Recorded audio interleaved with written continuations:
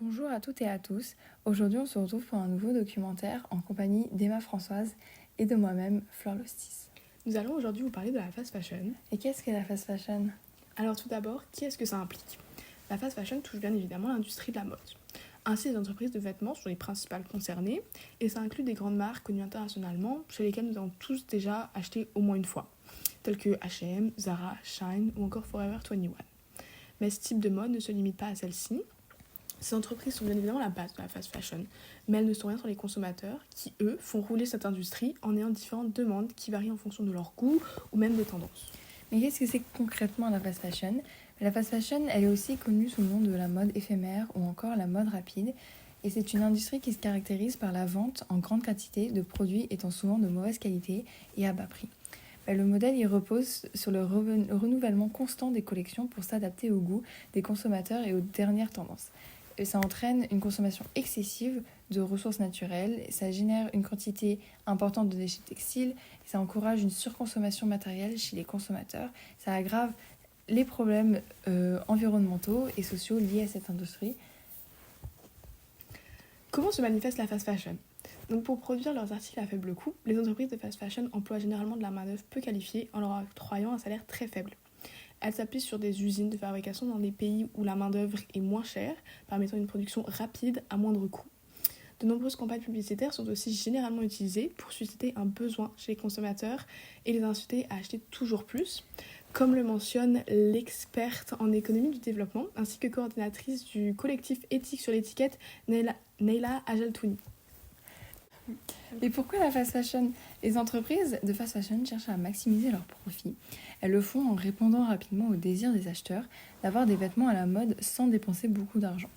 Les entreprises changent très souvent les collections et elles proposent de nouveaux styles de vêtements presque chaque semaine. Elles incitent alors les consommateurs à revenir acheter plus souvent. Ainsi, ce type de mode accéléré joue sur le désir des consommateurs de vouloir toujours être à la mode, ce qui les pousse à acheter bien plus de vêtements qu'ils en ont besoin, ce qui est le but des entreprises pour faire le plus de profit possible. Joséphine Compaoré l'indique dans son mémoire de maîtrise en faisant référence aux experts Sweeney, Cachon et Zamani. Regardez votre garde-robe, d'où proviennent vos vêtements?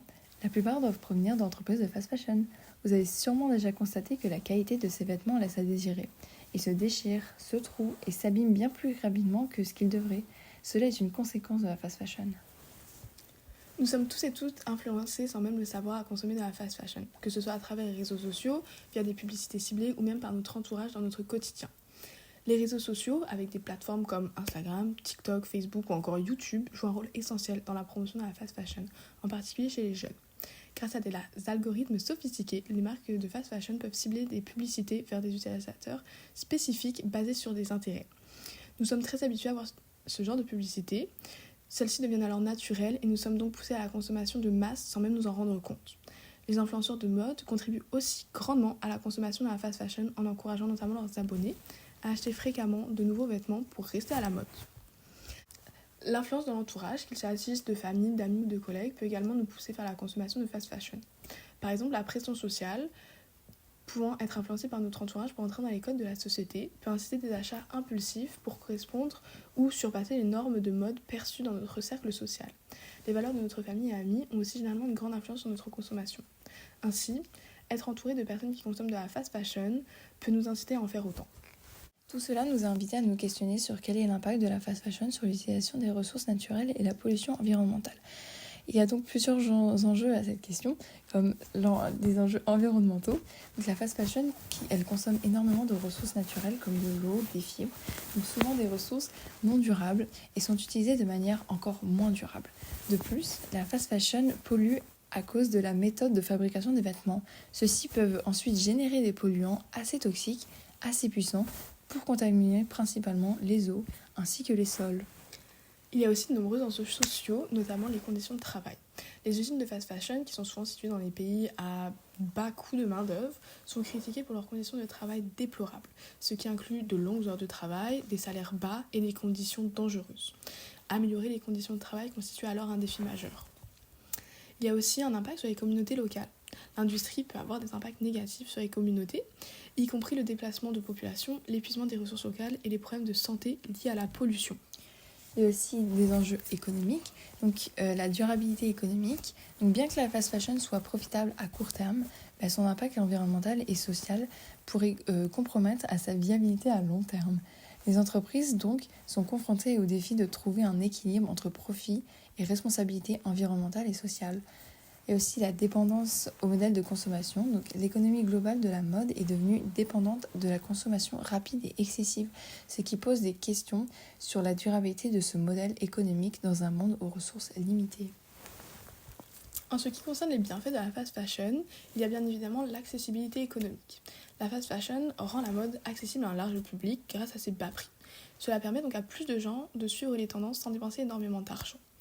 Et en ce qui concerne l'offre et la demande, le fait que les produits sont vendus à des bas prix aux consommateurs, ça fait augmenter la demande, ce qui résulte par une augmentation de l'offre des entreprises. Un autre bienfait est la croissance économique. Les entreprises de fast fashion génèrent beaucoup de revenus et créent de nombreux emplois, ce qui contribue à l'économie des pays où elles sont situées, généralement dans des pays à développement. Ainsi, cela a une influence positive sur le PIB de ces pays. Comme mentionné en classe, le PIB, ça correspond au produit intérieur brut, qui mesure la production, la croissance économique et le niveau de vie. Par exemple, on peut citer le Pakistan, pour lequel le secteur textile correspond à 8,5% du PIB national, ce qui est illustré dans l'infographie en partenariat avec la République française et l'ADEME, l'Agence de la transition écologique. Et cela crée aussi beaucoup d'emplois à cause de l'importance de cette industrie pour le pays. Au niveau des critiques, il y a la consommation excessive de ressources. La production rapide et en grande quantité nécessite une grande quantité de matières premières, telles que le coton et le polyester, qui sont les principales sources utilisées dans la production de vêtements de fast fashion. Effectivement, la culture du coton, les fibres naturelles, nécessitent un apport important en eau, 2,5% de la consommation mondiale, et en pesticides, 10% de la consommation mondiale, comme Joséphine Copaoré l'indique dans son mémoire de maîtrise en faisant référence aux experts Sweeney, Cachon et Zamani. La forte demande en vêtements pousse alors à la surutilisation des ressources naturelles, tout cela de manière non durable. Ensuite, il y a aussi la pollution environnementale. Donc, la fast fashion, elle contribue significativement à la pollution. En effet, comme mentionné dans l'infographie en partenariat avec la République française et l'ADEME, l'Agence de transition écologique, l'industrie du textile génère un équivalent de 4 milliards de tonnes de CO2 par an. Cette industrie se trouve en tête en termes de générateurs de CO2 devant les vols internationaux et le trafic maritime réunis. La production de textiles est l'une des principales sources de pollution de l'eau et des sols, en raison des teintures et des produits chimiques utilisés. En effet, toujours selon l'infographie, 20% de la pollution des eaux dans le monde serait ainsi imputable à la teinture et au traitement des textiles. Cela a de grandes conséquences sur la biodiversité marine. De plus, elle génère une quantité massive de déchets textiles qui finissent souvent dans les décharges ou sont incinérés. Du côté des limites, il y a la durabilité des produits. Les vêtements produits sont souvent de qualité inférieure, ce qui réduit leur durabilité et conduit à une consommation encore plus grande, car les articles doivent être remplacés plus fréquemment. Ainsi, cela rend impossible la réutilisation de ces produits et leur revente peu intéressante, augmentant à nouveau la pollution de cette industrie ainsi que la surconsommation. Il y a aussi l'efficacité énergétique. Le modèle de fast fashion n'est pas énergétiquement efficace. Beaucoup d'énergie est consommée dans les processus de fabrication rapide, du tissage des textiles à la livraison des produits finaux jusqu'aux consommateurs. En effet, Margot Achit-Henny mentionne dans un article de Carbo Energy intitulé Fast Fashion, on peut s'en passer aujourd'hui, qu'il faut en moyenne 8 kWh d'énergie et son utilisation engendre en moyenne 62,4 litres d'eau et 1,5 kWh d'énergie pour produire les fibres d'un t-shirt, ce qui est une quantité d'énergie aberrante si l'on met cela à l'échelle planétaire. Finalement, du côté des effets, les effets de la fast fashion sont très similaires aux critiques mentionnées précédemment. En effet, l'épuisement des ressources est aussi à mentionner, et c'est l'une des principales conséquences de l'industrie de la fast fashion. La demande incessante en matières premières contribue à l'épuisement des ressources naturelles, comme l'eau et les fibres cultivables, et peut mener à la déforestation et à la perte de la biodiversité dans certains cas. Toutes ces dégradations de la nature et l'épuisement des ressources naturelles mènent donc à une destruction de la biodiversité. Finalement, il y a aussi les émissions de gaz à effet de serre, donc la chaîne d'approvisionnement mondiale de la fast fashion, incluant la production de la production et le transport des vêtements contribuent de manière significative aux émissions de gaz à effet de serre, ce qui aggrave grandement le changement climatique tel que mentionné dans les critiques. D'autre part, il est tout de même possible de mentionner justement qu'à l'échelle mondiale, 10% des GES, donc des gaz à effet de serre, sont émis par l'industrie du textile, ce qui est prouvé dans l'article de Radio-Canada intitulé Mode rapide, fast fashion, surconsommation et pollution, publié le 27 octobre 2022. En ce qui concerne notre opinion, la fast fashion n'est évidemment pas une industrie à privilégier en raison des nombreux impacts négatifs mentionnés précédemment, mais elle se trouve partout autour de nous, ce qui rend sa suppression quasi impossible.